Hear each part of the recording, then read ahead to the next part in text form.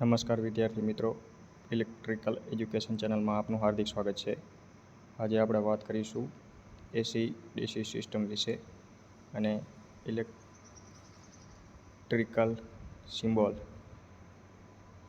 Unit વિશે આપણે વાત કરીશું. ઇલેક્ટ્રિકલ આસિસ્ટન્ટની પરીક્ષા સરકાર દ્વારા લેવાય છે PGVCL, MGVCL, DGVCL ને UGVCLમાં. તેના માટે આ ખૂબ મહત્ત્વપૂર્ણ છે. એસી-ડીસી સિસ્ટમ વિશે વાત કરીશું. તેની જોડે પરીક્ષામાં કાયમ 1 થી 2 માર્કમાં પૂછાતા યુનિટો વિશે પણ વાત કરવામાં આવશે. જો ચેનલને તમે સબસ્ક્રાઈબ ન કરી હોય તો ચેનલને સબસ્ક્રાઈબ કરી દેજો, જેથી કરીને તમને આવનારી નવી અપડેટ અને માહિતી મળતી રહે. યાંત્રિક શક્તિનું વીજ શક્તિમાં રૂપાંતરણ તે જનરેટર દ્વારા થાય છે. વીજ શક્તિનું યાંત્રિક શક્તિમાં રૂપાંતર તે મોટર દ્વારા થાય છે. ડીસીનો અર્થ થાય ડાયરેક્ટ કરંટ. કરંટની દિશામાં કોઈ ફેરફાર થતો નથી, તેને ડીસી કરંટ કહે છે. એસીનું ફૂલ ફોર્મ થાય અલ્ટરનેટિંગ કરંટ. કરંટની દિશામાં તથા કિંમતમાં સતત ફેરફાર થયા કરે છે. ડીસી અને એસી. ડીસી એટલે કે ડાયરેક્ટ કરંટ અને એસી એટલે કે અલ્ટરનેટિંગ કરંટ. આ પરીક્ષામાં પૂછાઈ શકે છે, તેથી તમે એક નોટબુક લઈને લખી શકો છો. તમારે ભવિષ્યમાં કામ આવી શકે અને તમને પરીક્ષા ક્લિયર કરવામાં સરળતા રહે. DC current, DC generator, battery અને સેલ તે તેના ઉદાહરણો છે. એસી કરંટ એટલે કે અલ્ટરનેટર કાઉન્સમાં AC generator. DC series motor electric ટ્રેક્શનમાં અથવા તો રેલવેમાં વપરાય છે. એટમ પરમાણુના ન્યુક્લિયસમાં પ્રોટોન ધનભાર અને ન્યુટ્રોન કોઈ ચાર્જ નથી આવેલા હોય છે. તેમની ભ્રમણકક્ષા ઇલેક્ટ્રોનની ઋણભાર હોય છે. Electron 2n², 2 8 1832. ઇલેક્ટ્રોનનો ચાર્જ 1.602 × 10⁻⁹ કુલમ્બ હોય છે. કરંટ એટલે કે વીજ પ્રવાહ. ઇલેક્ટ્રોનના પ્રવાહને કરંટ કહે છે. ઇલેક્ટ્રોનના પ્રવાહ હોય તેને કરંટ કહેવામાં આવે છે. તેની સંજ્ઞા I છે. એકમ એમ્પિયર A છે. I = Q T એટલે કે એમ્પિયર = કુલમ્બ સેકન્ડ. વાહકમાં કરંટ અને ઇલેક્ટ્રોનના ફ્લોની દિશા વિરુદ્ધ હોય છે. EMF ઇલેક્ટ્રોમોટિવ ફોર્સ તેનું ફૂલ ફોર્મ છે. વાહકમાંથી ઇલેક્ટ્રિક કરંટ પસાર કરવા માટે ચાર્જના વહન માટે જરૂરી કાર્યશક્તિને EMF એટલે કે ઇલેક્ટ્રોમોટિવ ફોર્સ કહે છે. EMFનો એકમ વોલ્ટ છે. વોલ્ટેજ સર્કિટમાં એકમ પોઝિટિવ ચાર્જને એક પોઈન્ટથી બીજા પોઈન્ટ સુધી ખસેડવા માટે કરવું પડતું કાર્ય અને જોઈતી એનર્જીને વોલ્ટેજ અથવા પોટેન્શિયલ ડિફરન્સ કહે છે. તેની સંજ્ઞા V અને એકમ વોલ્ટ છે. ઇલેક્ટ્રિક કરંટની અસરો: ઉષ્ણીય અસર, પ્રકાશ અસર, રાસાયણિક અસર, ચુંબકીય અસર અને ભૌતિક અસરો. ઇલેક્ટ્રિક કરંટની ટોટલ 5 અસરો છે. ઉષ્ણીય અસર માં હીટર, ઇસ્ત્રી અને ગીઝરનો ઉપયોગ થાય છે. પ્રકાશ અસર એટલે કે તેમાં લેમ્પ, ટ્યુબ અને CFL. રાસાયણિક અસર તો બેટરી, સેલ, ઇલેક્ટ્રોપ્લેટિંગ અને ધાતુનું શુદ્ધિકરણ. ચુંબકીય અસર જનરેટર, મોટર, ટ્રાન્સફોર્મર અને ઇલેક્ટ્રિક બેલ. ભૌતિક અસર શોક લાગવો.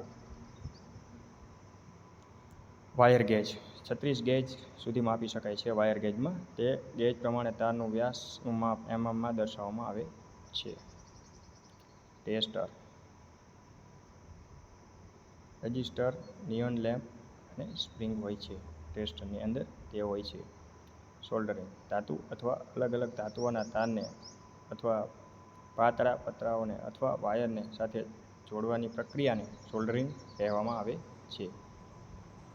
રીતો: નંબર 1 ઇલેક્ટ્રિક સોલ્ડરિંગ 10 વોલ્ટથી 150 વોલ્ટ. ટુ ઇલેક્ટ્રિક સોલ્ડરિંગ, તાંબાની ટ્રીપ અને સળિયો. સોલ્ડરિંગ ધાતુ 60% ટીન પ્લસ 40% લેડનો ઉપયોગ થાય છે. ઇલેક્ટ્રિકલ અને ઇલેક્ટ્રોનિક્સ માટે તે વપરાય છે. ફ્લક્સ, તાર પરનું ઓક્સાઇડનું પડ દૂર કરવા માટે ફ્લક્સનો ઉપયોગ કરવામાં આવે છે.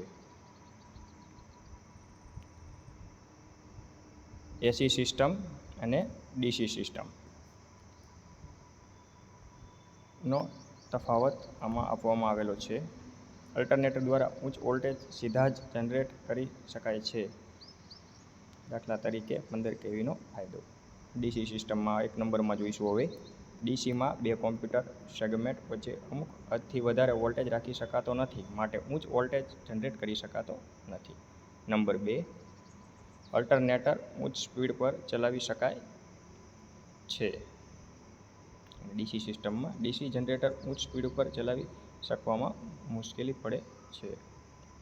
એસી સિસ્ટમમાં નંબર 3, ટ્રાન્સફોર્મરની મદદથી વોલ્ટેજ ઉચ્ચ કાર્યદક્ષતાથી સ્ટેપ અપ કે સ્ટેપ ડાઉન કરી શકાય છે. ડીસી સિસ્ટમમાં 3 નંબર, આમાં ટ્રાન્સફોર્મરનો ઉપયોગ થઈ શકતો નથી, એમજી સેટ વાપરવો પડે છે. એસી સિસ્ટમ નંબર 4, એસી મોટર કિંમતમાં સસ્તી, મજબૂત અને ઓછા મેન્ટેનન્સની જરૂર પડે છે. તેવી જ રીતે ડીસી મોટરમાં કાર્યદક્ષતા ઓછી હોય છે, કિંમત વધુ હોય છે અને મેન્ટેનન્સ તેમાં વધારે અને કોસ્ટલી હોય છે. નંબર 5, એક સાયકલમાં કરંટની કિંમત 2 વાર શૂન્યમાંથી પસાર થતી હોવાથી આંચકો લાગે ત્યારે સંપર્ક તૂટી જવાની શક્યતા રહે છે. અને ડીસી સિસ્ટમમાં આંચકો લાગ્યા પછી છૂટવાની શક્યતા નથી. નંબર 6, પાવર ફેક્ટરની અસર, જે લોડના પ્રકાર પર આધાર રાખે છે, આથી રિએક્ટિવ કરંટ કિંમત વધારે થાય છે. પાવરનો પ્રશ્ન નથી, કારણ કે વોલ્ટેજ કરંટ બંને એક જ ફેઝમાં વહેતા હોય છે. નંબર 7, હાઈ વોલ્ટેજ એસીમાં કોરોનાની અસર છે, તેથી લાઇનમાં પાવર લોસ થાય છે. ડીસી સિસ્ટમમાં તો કોરોનાની અસર હોતી જ નથી. ડીસીના વિશિષ્ટ ઉપયોગો વિશે જોઈશું. ઇલેક્ટ્રિક ટ્રાન્સમિશનમાં ડીસી સિરીઝ મોટરનો ઉપયોગ થાય છે. રેડિયો, ટીવી, ટેપ રેકોર્ડર વગેરેમાં ડીસી સપ્લાયની જરૂર પડે છે. ઇલેક્ટ્રિસિસ, ઇલેક્ટ્રોફોર્મિંગ, ઇલેક્ટ્રોપ્લેટિંગ જેવી કેમિકલ પ્રોસેસમાં ઉપયોગ થાય છે. એચવીડીસી હાઈ વોલ્ટેજ ડીસી ટ્રાન્સમિશનમાં ડીસીનો ઉપયોગ થાય છે. અલ્ટરનેટર, સિન્ક્રોનસ મોટર, એક્સાઇટેશન માટે battery charging, power station, substation વગેરેમાં પ્રોટેક્શન સિસ્ટમમાં વપરાય છે. એસી વેલ્ડિંગના પ્રમાણમાં ડીસી વેલ્ડિંગ વધારે સારું બને છે.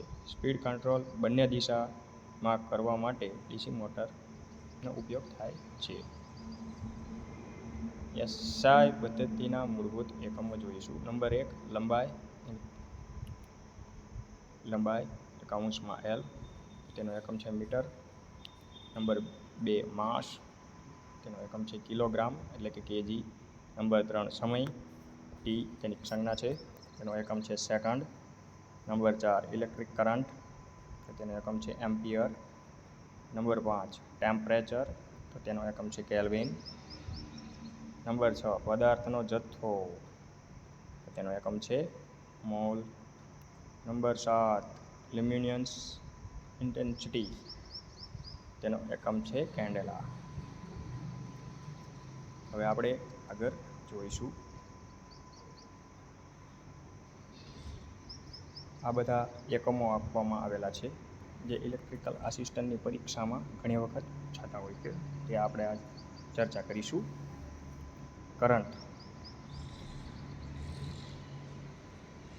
કરંટનો એકમ એમ્પિયર થાય છે. વોલ્ટેજનો એકમ વોલ્ટ છે. ઈએમએફનો એકમ વોલ્ટેજ છે. પછી આપણે આ બાજુ જોઈશું ડાયરેક્ટ તે મેગ્નેટિક ફ્લક્સ ડેન્સિટીનો એકમ ટેસ્લા છે. પછી નંબર 23, મેગ્નેટિક ફ્લક્સ, તેનો એકમ વેબર છે. 1 વેબર બરાબર 10⁸ મેક્સવેલ થાય છે. આવા પણ પ્રશ્ન પરીક્ષામાં પૂછાતા હોય છે.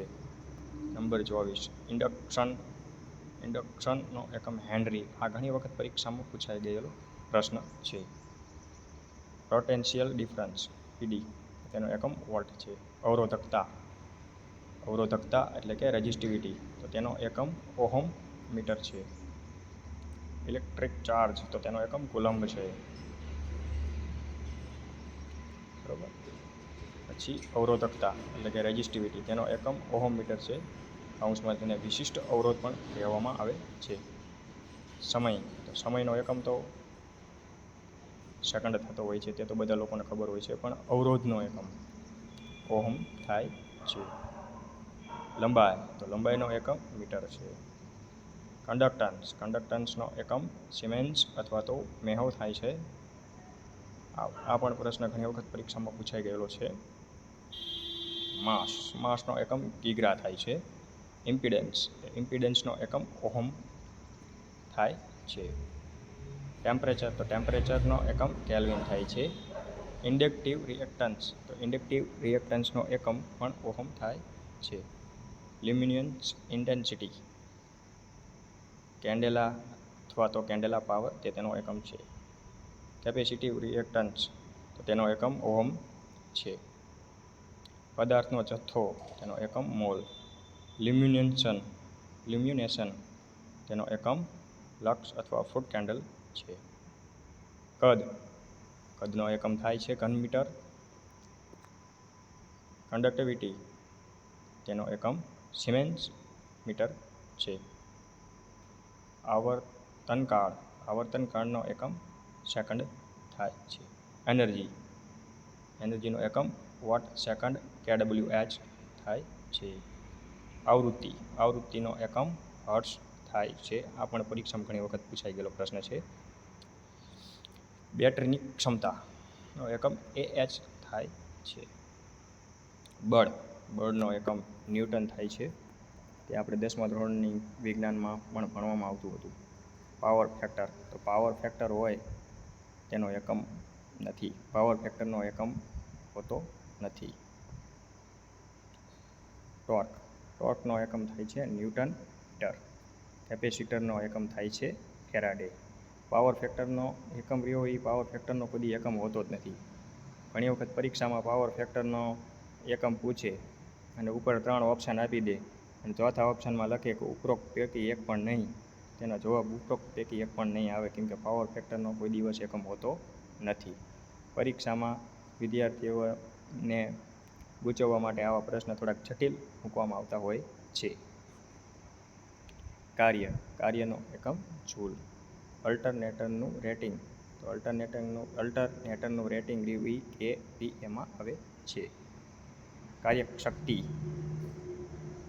કાર્યશક્તિનો એકમ થાય જૂલ. ટ્રાન્સફોર્મરનું રેટિંગ kVAમાં આવે. ટ્રાન્સફોર્મરનું રેટિંગ ઘણી વખત પરીક્ષામાં પૂછાઈ ગયેલો પ્રશ્ન છે.